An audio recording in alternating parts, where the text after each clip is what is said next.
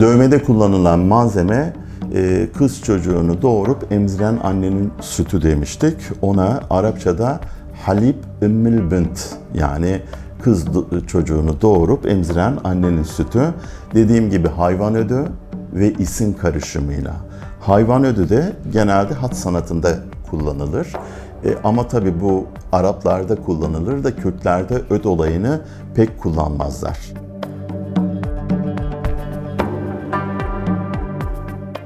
Kız çocuğu sütün kullanmasındaki sebep de bereket getirdiği inancı. Yani kadının varlığının ayrı bir kutsalliyet atfedildiği bir noktada yaklaşılıyor.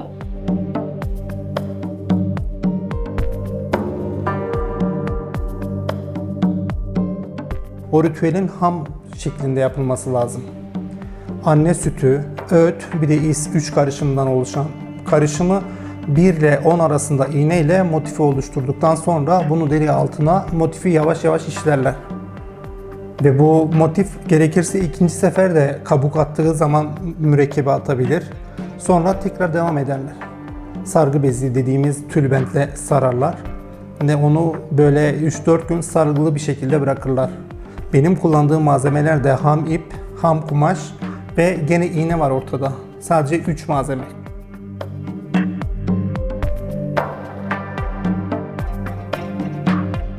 Dakı dövmeden ayıran yani temel özelliklerinden birisi de anne sütü. Kız çocuğu doğurmuş anne sütüyle yapılması ve işte örnek veriyorum odun olur ya da gaz lambası olur. Onu yakıyorlar. Sonrasında biriken isle sütle karıştırıyorlar. Bu dakta kullanılan en yaygın teknik.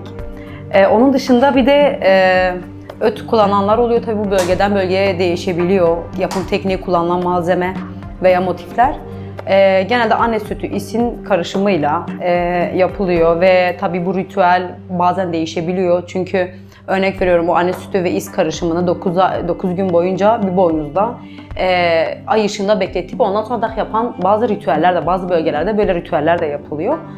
Ama genelde o karışım yapılır. Ondan sonra tene istenilen desen çizildikten sonra iğne ile eskiden dikiş iğneleri kullanırdı. İkili, üçlü, beşli şeklinde yapılan motifin büyüklüğüne göre iğneler de birleştirilirdi. O şekilde derinin altına nakşediliyor. O motif ortaya çıkana kadar, rengi derinin altına geçene kadar. Şimdi ne yaparlar bu dövme mürekkebini? Öncelikle işte bu 3 karışımı bir araya getirirler. Bir kapta bir süre bekletilir. Bu bekledikten sonra dövme nereye yapılacaksa, yani vücudun her tarafında dövme yapılıyor. Eğer eline, koluna, yüzüne ya da göğsüne herhangi bir yere yapılacaksa ona göre önceden bu kazlardan ya da tavuk ve hindilerden aldıkları o tüylerden birini ise batırıp bir şekilde ele yapılacaksa eğer öncelikle onu isle yaparlar, çizerler. Bunu çizdikten sonra genelde de tekli iğne kullanırlar. Üçlü, beşli, 7, 9'lu iğneler falan bir şekilde bağlanılır.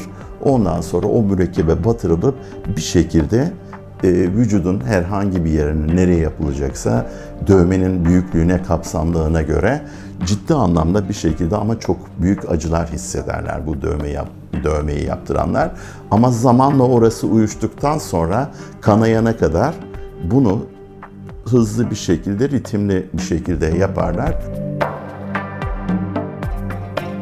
Teknikler değişiyor. Her gün dediğim gibi yeni bir teknikle karşılaşabiliyorum. Mesela çok yaygın kullanılan teknik anne sütü ve is ama bunun yanında is ve öt de kullanılıyor ya da kedi sütü, keçi sütü, bazıları eşek sütü kullanılıyor. Bazıları bazı bitkilerin özlerini çıkararak bunu isle karıştırarak yapıyor. Yani böyle tekniği değişiyor. İs sürekli olan bir madde oluyor. Diğerleri değişiyor ama söylediğim gibi en çok kullanılan teknik de anne sütü, kız çocuğu doğurmuş anne sütü ve is. Ve bunun aslında mitolojik bir altyapısı da var yani. Aslında bunun bir nedeni var. Neden bunlar kullanılıyor mesela? Neden anne sütü ve kız çocuğu doğurması gerekiyor? Çünkü bunun mitolojik altyapısı şu, Ramazan Çeper'in Kürt Mitolojisi Sözlüğü kitabında şöyle geçiyordu. En azından o geçen bambaşka bir bakış açısı kazandırdı bana ve ben artık o bakış açısıyla araştırmaya başladım bir noktada. İşte kız çocuğu doğurmuş anne sütüyle dak yapan kişi savaş tanrıçası Anahita tarafından korunup esirgeniyormuş. Mesela böyle bir inanışla yapılıyor. Aynı zamanda o kız çocuğu sütü bereketi temsil ettiği için de ve ben bunu sahada kaç teyzeyle mesela röportaj yaptıktan sonra bunu mesela hepsi de söylüyordu yani aslında biraz bereketi temsil ettiği için de biz kız çocuğu sütü kullanıyoruz dediler. İste biraz daha Ezidilikle ilişkili yani Ezidi inancıyla ilişkili kutsal ateşi temsil ediyor aslında. Bizim ilk inanışımız, ilk dinimiz olan Ezidiliği bir noktada mesela o kutsal ateşi temsil ediyor İz. Ve ikisini bu şekilde böyle bir mitolojik anlamda bir altyapısı var yani. Hani öylesine yapılmamış, öyle söyleyeyim. Kız çocuğu sütü aslında net bir renk verir. Bildiğimiz koyu yeşil verir. Örnek olarak hala geçen bir arkadaşım var, ben bunu araştırırken onun elinde de dövmeler var ve dövmelerin niye silindiğini sorduğum zaman ya işte yaptık olmadı, tutmadı diye bir şey yoktur çünkü işlenmiş ama tüm yerine. Biz biraz arkadaşımı gaza getirip araştırma yaptık. Araştırma yaparken annesi komşudan erkek çocuğun sütü getirmiş. Ve normal bildiğimiz dövme değil, sadece silik bir dövme var ortada. İzi bile gözükmüyor. Onun için kız çocuğun rengi daha iyi tutuyor. Ve erkekte tutmuyor. Ritüelde de aynı şekilde.